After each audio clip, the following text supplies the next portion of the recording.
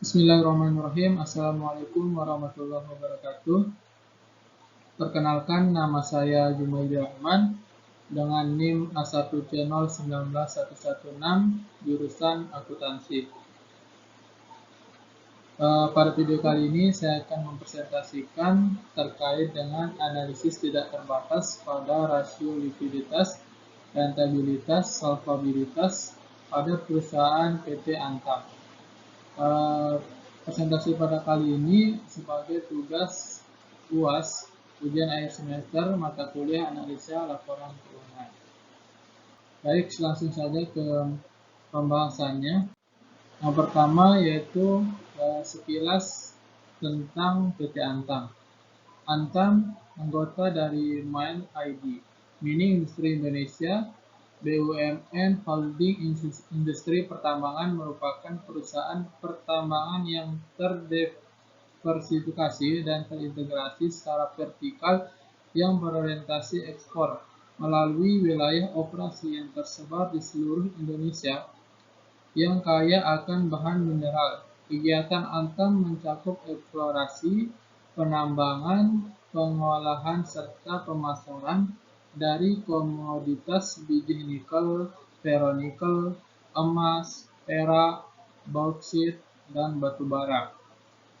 Antam memiliki konsumen jangka panjang yang loyal di Eropa dan di Asia, mengingat luasnya lahan konsesi pertambangan dan besarnya jumlah cadangan dan sumber daya yang dimiliki. Antam membentuk beberapa usaha patungan dengan mitra internasional untuk dapat memanfaatkan cadangan yang ada menjadi tambang yang menghasilkan keuntungan. Nah, terkait dengan analisis, yang pertama yaitu analisis likuiditas, di mana menurut Harry pada bukunya 2015 dengan halaman 166, rasio likuiditas merupakan rasio yang menggambarkan kemampuan perusahaan dalam memenuhi kewajiban jangka pendeknya yang jatuh tempo. Di mana dalam analisis likuiditas terdapat analisis yang pertama yaitu cash ratio atau rasio kas, merupakan rasio yang digunakan untuk mengukur seberapa besar uang kas yang tersedia untuk membayar utang jangka pendek.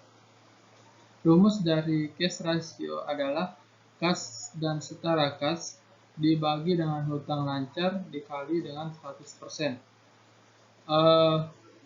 Di mana dalam cash ratio PT Antam tercatat yaitu pada tahun 2020 kita dapat menganalisisnya menghasilkan 0,52%, sedangkan di tahun 2021 0,77%, di mana kategori baik itu lebih dari 1% dan kategori kurang baik itu adalah kurang dari 1%. Nah, di dalam analisis dari cash ratio PT Antam ini, bahwa di tahun 2020 maupun di 2021 mengalami kurang baik ya dalam cash ratio-nya karena kurang dari 1%. Namun di tahun 2020 menuju tahun 2021 itu mengalami peningkatan. Kita ketahui di kasnya itu mengalami peningkatan cukup meningkat ya.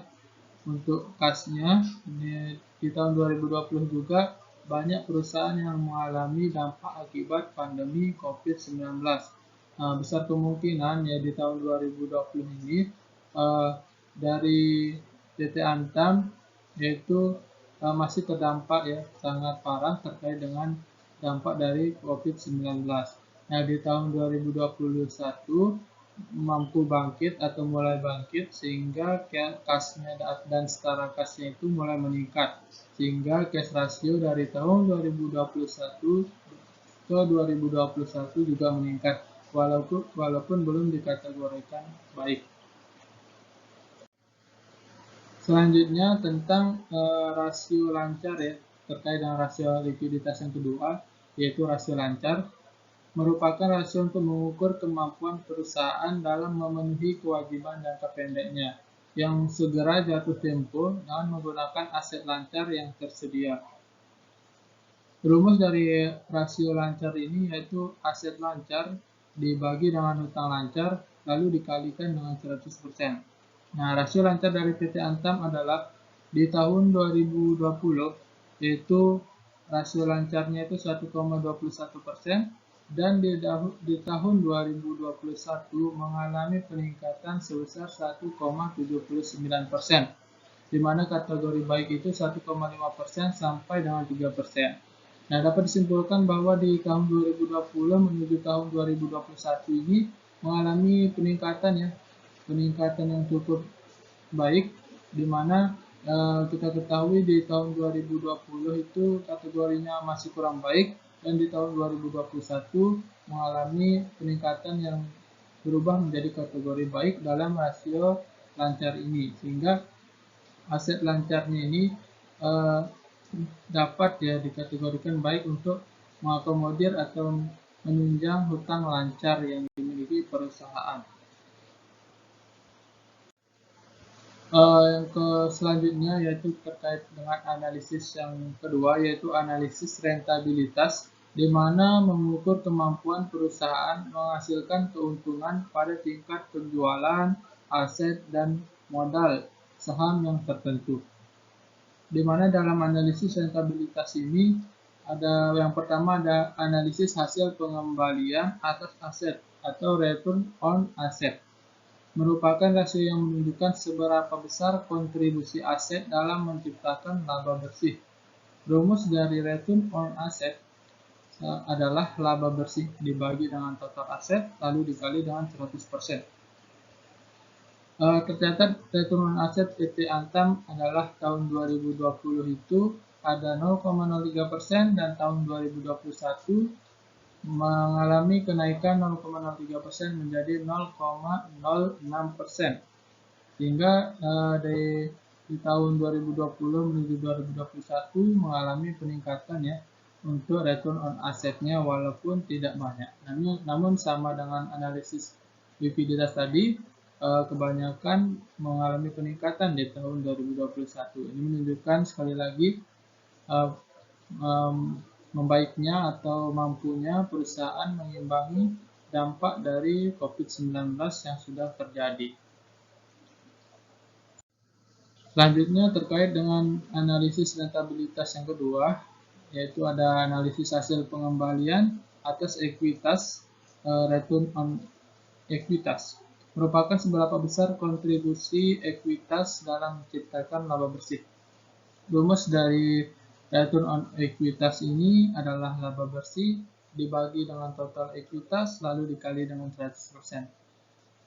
PT Antam sendiri dalam return on ekuitasnya di tahun 2020 yaitu sebesar 0,05%, dan di tahun 2021 menaik menjadi 0,10%. Nah, ini menandakan peningkatan yang baik dalam return on ekuitas, di mana kontribusi ekuitas dalam menciptakan laba bersih mengalami peningkatan di tahun 2020 menuju tahun 2021. Walaupun tidak terlalu besar, namun ini menggambarkan bahwa tahun kedepannya akan terus mengalami peningkatan. Yang selanjutnya yaitu terkait dengan analisis rentabilitas. Yang ketiga terkait dengan analisis net profit margin, merupakan kemampuan perusahaan menghasilkan laba bersih setelah pajak pada tingkat penjualan tertentu. Rumus dari net profit margin ini adalah laba setelah pajak atau pendapat dibagi dengan pendapatan dikali dengan 100%. Net profit margin dari PT Antam di tahun 2020 itu sebesar 8,82%, dan di tahun 2021 mengalami peningkatan yang cukup drastis yaitu 24,5%, di mana kategorinya itu baik itu lebih dari 20%. Ini dapat kita simpulkan bahwa di tahun 2020 itu sangat kurang baik karena net profit marginnya itu hanya 8,82%. Ini dapat kita ulas balik tentang dampak COVID-19 tadi yang dimana sangat berdampak di tahun 2020. Namun di 2021 perusahaan mampu bangkit terkait dampak COVID-19 sehingga dalam net profit margin ini kelihatan bahwa laba setelah pajaknya itu sangat meningkat, yaitu serta pendapatannya juga, yaitu dalam pendapatannya itu sehingga menghasilkan net profit margin yang cukup drastis dari tahun sebelumnya. Hingga tahun 2021 ini dalam net profit marginnya dapat dikategorikan baik ya untuk segi kemampuan laba bersih setelah pajak pada tingkat penjualan tertentu. Selanjutnya terkait dengan analisis solvabilitas, di mana analisis terakhir yang menggambarkan kemampuan perusahaan dalam membayar kewajiban jangka panjangnya atau kewajiban apabila perusahaan dilikuidasi. Nah, di sini ada satu analisis yang dapat kita lakukan, yaitu total asset to total debt ratio, merupakan kemampuan perusahaan dalam melunasi keseluruhan hutangnya yang dijamin dengan jumlah dari aktiva. Dari total asset to total debt ratio ini, rumusnya adalah total aktiva dibagi dengan total hutang, lalu dikali dengan 100%. Di mana di total aset to total debt ratio yang dimiliki PT Antam adalah di tahun 2020 itu 2,50%, lalu di 2021 2,73%. Sama dengan analisis sebelumnya, yaitu analisis likuiditas dan rentabilitas. Di analisis solvabilitas ini juga mengalami peningkatan di tahun 2021 daripada di tahun 2020 tersebut.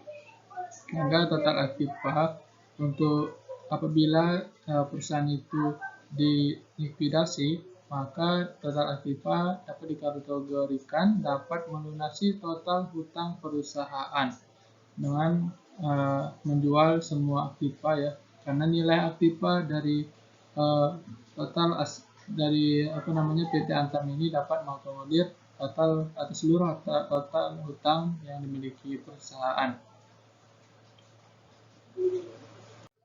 Mungkin itu aja yang dapat saya presentasikan pada video kali ini terkait dengan analisis likuiditas, solvabilitas, dan rentabilitas dari perusahaan PT Antam.